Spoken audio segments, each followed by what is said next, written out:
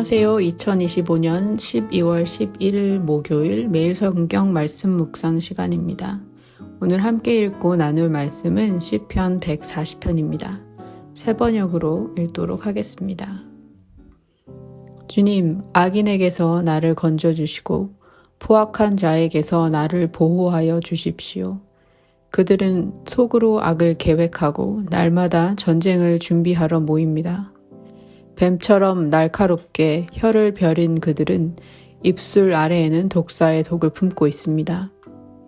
주님, 악인에게서 나를 지켜주시고 포악한 자에게서 나를 보호하여 주십시오. 그들이 나를 밀어서 넘어뜨리려 합니다. 오만한 사람들이 나를 해치려고 몰래 덫과 올가미를 놓고 길목에는 그물을 치고 나를 빠뜨리려고 함정을 팠습니다. 그러나 나는 주님께 아뢰기를 주님은 나의 하나님이십니다. 주님, 나의 애원하는 소리에 귀를 기울여 주십시오 하고 말하였습니다.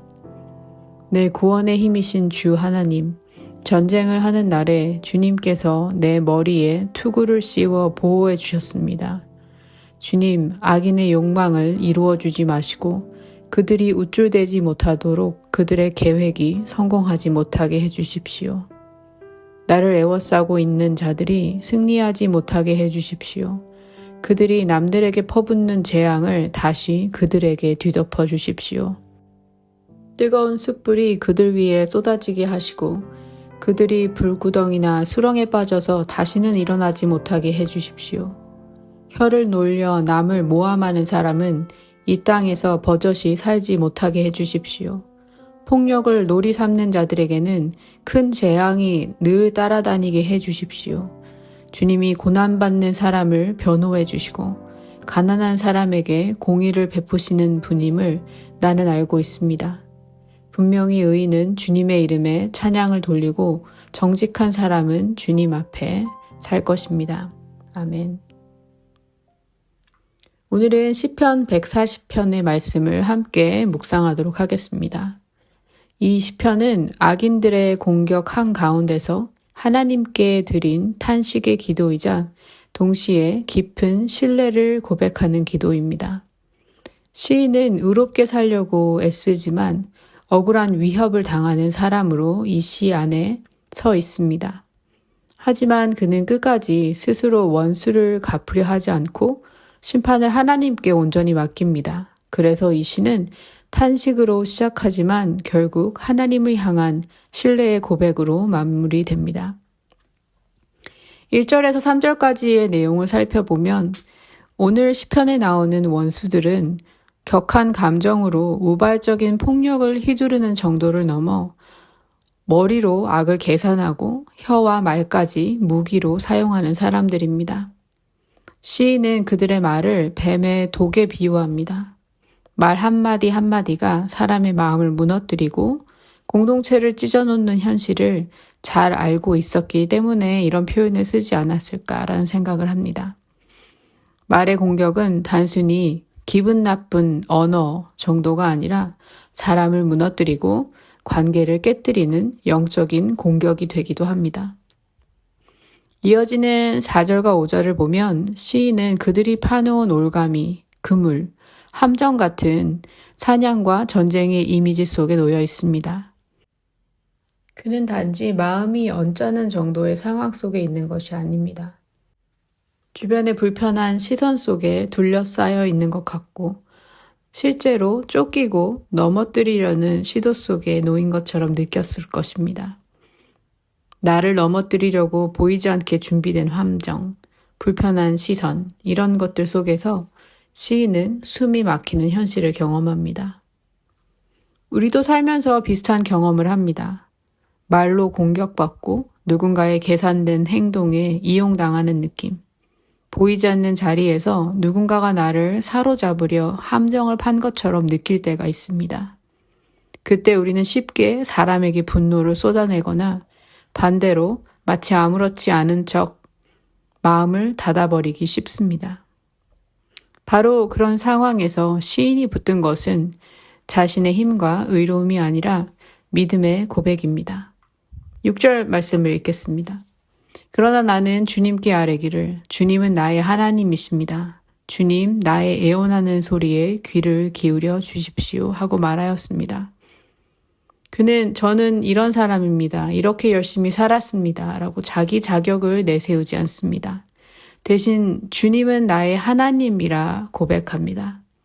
이 말이 내포하는 것은 결국 나는 주님께 속한 사람입니다. 라는 하나님과의 관계에 대한 고백이고 시인은 그 믿음을 그의 기도 안에 담습니다.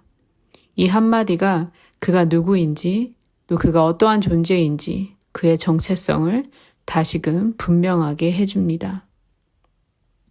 그리고 그는 하나님을 전쟁하는 날에 내 머리에 투구를 씌워주시는 분으로 기억합니다. 하나님은 단지 문제를 한 번에 없애주시는 분이 아니라 위험과 긴장 속에서도 우리를 계속해서 지켜주시는 보호자이십니다. 그래서 싸움이 아직 끝나지 않았지만 하나님께서 이미 머리에 투구를 씌워주셨다고 고백하며 악인의 교만한 계획이 성공하지 못하도록 막아주시기를 간절히 기도합니다. 악인의 계획이 이루어지면 그들의 교만이 더 굳어지고 악이 더 힘을 얻기 때문입니다. 9절에서 11절까지는 시인이 악인들에게 임할 하나님의 심판을 강구하는 장면을 담고 있습니다. 뜨거운 숯불, 불구덩이, 다시는 일어나지 못하는 모습 같은 표현이 사용되었습니다.